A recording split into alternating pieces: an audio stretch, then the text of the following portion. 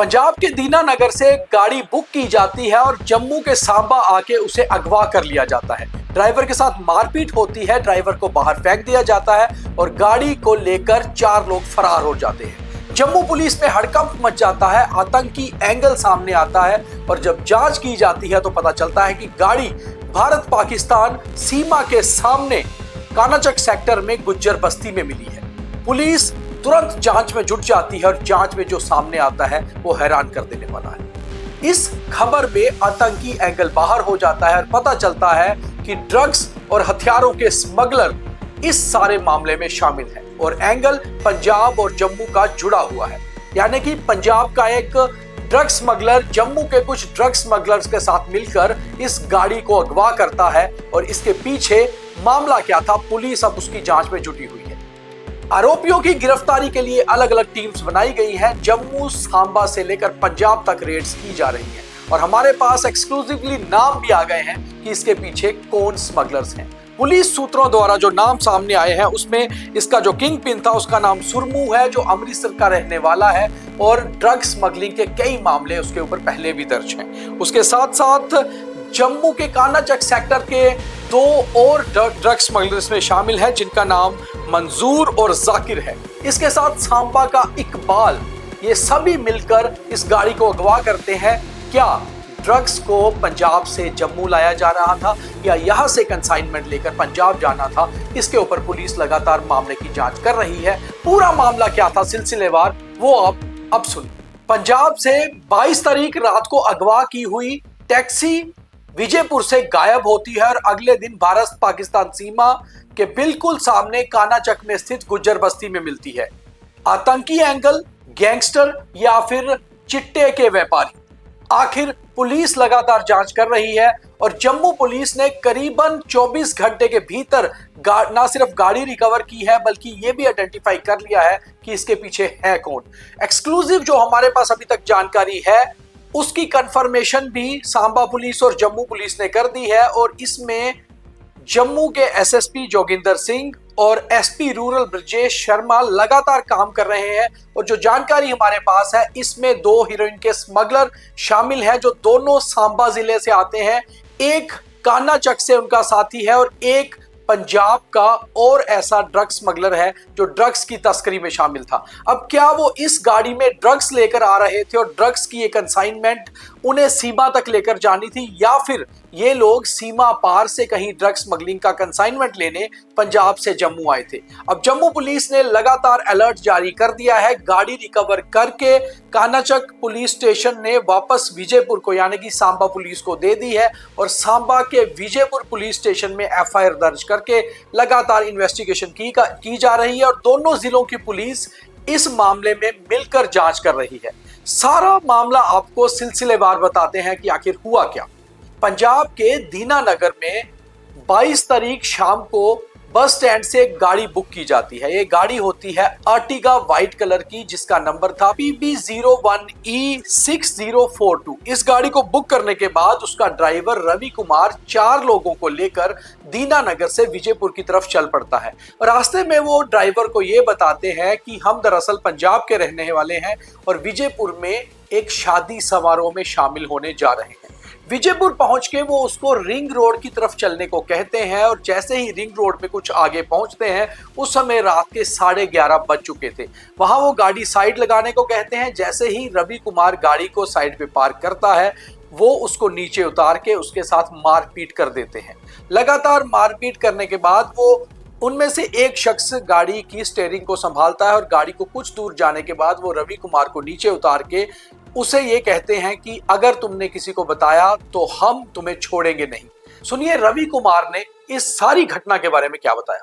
मैं पंजाब से हूँ और रात को मैं गाड़ी लेके दीनानगर से आया था बस स्टैंड से सवारी लेके और उन्होंने रात को ही मेरे से गाड़ी छीन ली विजयपुर की तरफ लाके और उसके बाद मारपीट की, फ़ोन मेरा छीन लिया, पैसे निकाल लिए।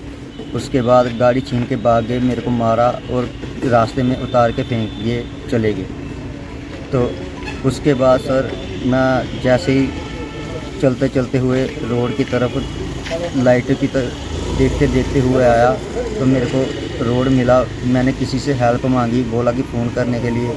उसके बाद उन्होंने बोला कि मेरे को सलाह दी कि फ़ोन नहीं दे सकते आपको थाने तक छोड़ सकते हैं, आप थाने जाकर अपना बयान रिपोर्ट दर्ज करवा दीजिए और उसके बाद आप जो भी आपको पुलिस बोलेगी वो सब सच सच बता दो कि क्या कहाँ से लेके गए हैं गाड़ी, कैसे लेके गए हैं। तो इसीलिए मैं फिर पुलिस स्टेशन में आया रात को। तो पुलिस वालों ने मेरे फ़ोन करवाया घर पे। घर के बाद मैंने फ़ोन अपने मालिक को किया फ़ोन। उसके बाद सभी मालिक मेरे को रात में ही आ चुके थे। उसके बाद मैं फिर इधर ही पुलिस वालों ने मेरी पूरी हेल्प की और मुझे एक नाके पे बिठा दिया और बोलते कि जब तक आपके मालिक या घर से कोई आ नहीं जाता तब तक आप हमारे पास ही रहोगे। और जब मेरे पास पहुँचे तो फिर उसके बाद मैं अपने गाड़ी पे बैठ के तो पुलिस स्टेशन आ गया। उसके बाद सर SHO साहब और जो भी उनकी टीमें थी सब अलग अलग जगहों पे ढूंढने चले गए गाड़ी को। तो गाड़ी अब हमारी मिल चुकी है। तो आपने देखा जिस तरह से ड्राइवर को देख के ही लग रहा था कि उसके साथ बेहद खतरनाक तरीके से मारपीट हुई है। उसके बाद विजयपुर पुलिस स्टेशन में तुरंत हड़कंप मच जाता है कि क्या आतंकी इस गाड़ी को लेकर कहीं भागे हैं और क्या ये रिस्की हो सकता है। तुरंत ये सारा मामला PCR जम्मू को रिपोर्ट किया जाता है और सांबा और जम्मू पुलिस अलर्ट पर हो जाते हैं। SP रूरल ब्रजेश शर्मा, उनके साथ SHO कानाचक, SHO मीरा साहब, SHO दोमाना, जहां जहां रिंग रोड लगता है वो सभी नफरी रात को एक्टिव की जाती है और लगातार गाड़ी की तलाश की जाती है।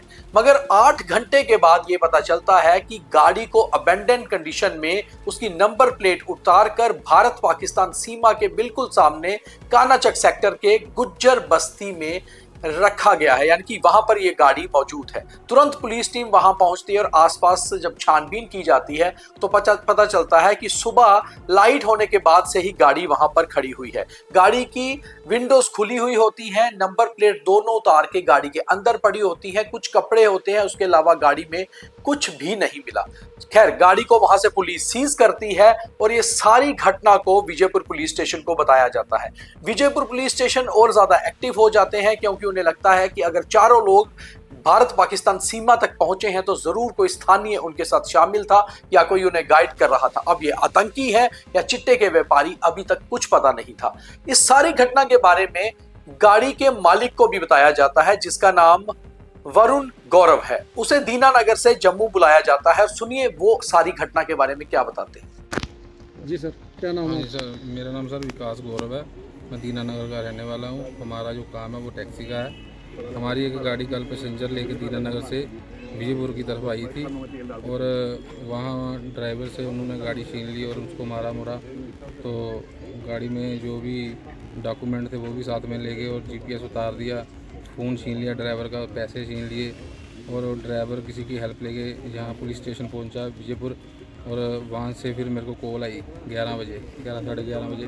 मैं तुरंत वहाँ से गाड़ी लेके निकला पंजाब से अपने दीनानगर से और जहाँ पहुँच के मैंने अपने ड्राइवर को देखा भी, ये जो इसको फर्स्ट एड करवाया। और इसके बाद हम जहाँ पुलिस स्टेशन पहुँचे और जो भी कार्रवाई थी उसी टाइम शुरू हो गई और सभी टीमें अलग अलग दिशा में निकल गई। और सुबह लगभग कोई 1-1:30 बजे गाड़ी का मुझे मैसेज आया भी गाड़ी मिल चुकी है आपकी।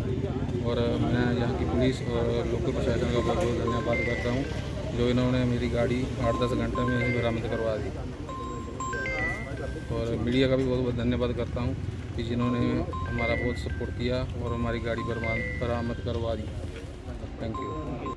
मालिक और ड्राइवर ने सारी घटना सिलसिलेवार तरीके से जब पुलिस को बता दी तो पुलिस के लिए कम से कम ये जांच करना आसान हो गया कि वो लोग दिखते कैसे थे, उनके हुलिये कैसे थे, उनके पास कोई वेपन था या नहीं, वो किस भाषा का प्रयोग कर रहे थे। क्या ड्राइवर और ने ये साफ तौर पे पुलिस को बताया कि वो चारों शख्स जो थे वो पंजाबी और डोगरी मिक्स बोल रहे थे, यानी कि तकरीबन हमारे बॉर्डर इलाके में जिस तरह की भाषा बोली जाती है उसी तरह की भाषा, और देखने में अच्छे हट्टे कट्टे लग रहे थे। मगर उनके पास कोई भी असॉल्ट वेपन नहीं था। उन्होंने ड्राइवर से भी मारपीट हाथ से ही की। उनके पास 2 बैग्स थे, उसके अंदर क्या था इस बारे में उसे कोई जानकारी नहीं है। उसके बाद से पुलिस लगातार जांच करती है और जांच करते करते आज सुबह ये पता चलता है कि इन 3 शख्स में से 2 आरोपी जो हैं वो सांबा जिले के रहने वाले हैं और वो पहले भी हेरोइन यानी कि चिट्टे की स्मगलिंग में शामिल रहे हैं। उनकी आइडेंटिफिकेशन फिलहाल हम आपको इसलिए नहीं बता रहे क्योंकि अभी उनका